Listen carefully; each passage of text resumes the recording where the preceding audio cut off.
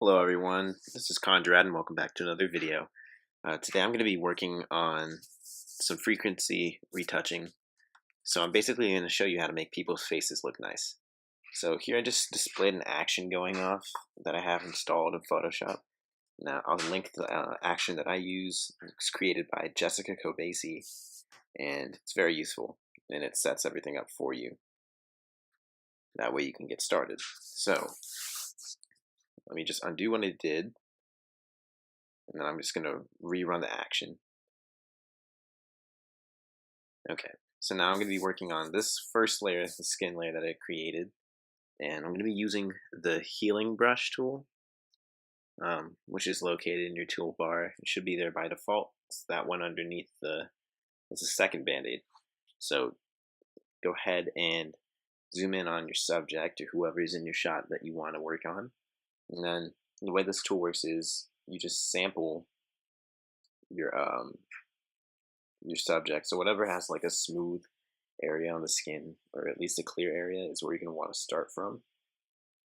So in order to sample, you just option click. So you hold option and use one finger to press down on your trackpad, and that selects it, and then you can go ahead and just start brushing. Now I use a Wacom tablet to do all of my editing, so I have the option of using pen sensitivity, basically the pressure of the pen in my hand. However hard I decide to press down, it'll do that amount of light or heavy editing.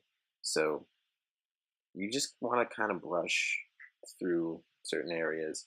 Try to select from places that are going to have similar skin tone, or if you're trying to erase a spot that has darker color or lighter color for no reason or splotchiness, then go ahead and pick whatever area you feel is the best place to go from.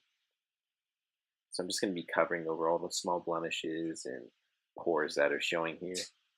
And now that I've kind of explained it, I'm just going to go ahead and speed up the video and you guys can see the end result of this step.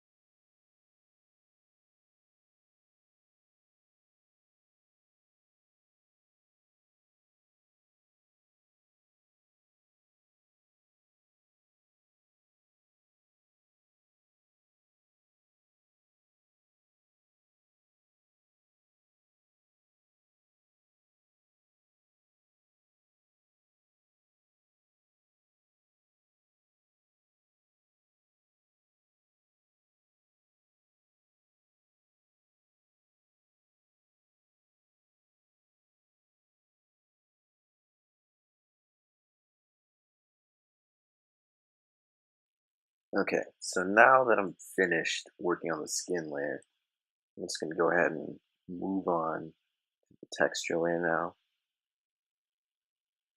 So on the texture layer, there's really finer details, so if you see any spots while you're doing your regular editing on the lower skin layer, then go ahead and worry about that later once you go and move on to the texture layer, because that'll remove full objects, like for example flyaway hairs.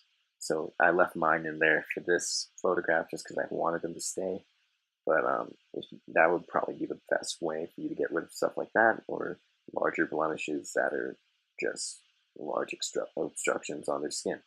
So this model that I had didn't really require much of that, so I just did some white editing on the skin layer instead.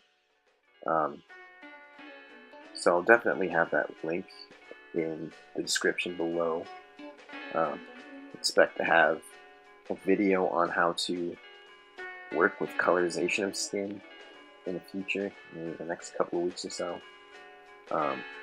Trying to stay consistent with my production, but I'm going to be starting school this week, so we'll see how that goes.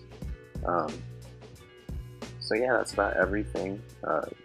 I'll be going over skin colorization after this, and it's just going to be mainly those areas of the skin where the tones are more reddish where they shouldn't be, or just not the right skin tone for the flesh that's there for that particular person's ethnicity or what their natural skin color is. And that's a common thing that you see happening in photographs. Another thing is, if you want, you can lower the opacity like I just did of the whole group in case you want the effect to be less exaggerated than it is at full opacity. And the opacity is just how transparent or how opaque that is.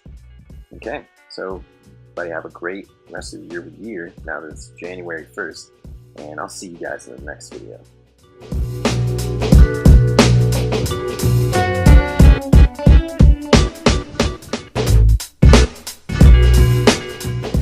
Oh, and by the way, in order to install an action like the one I'm offering you guys for a download, you just go over to this icon here in your tab on the right and click on actions, and then you will go into the menu there and click load actions. That'll pull up your files in Finder, and then you can simply choose it from wherever you downloaded it to, and then it'll automatically install itself. So that's about it.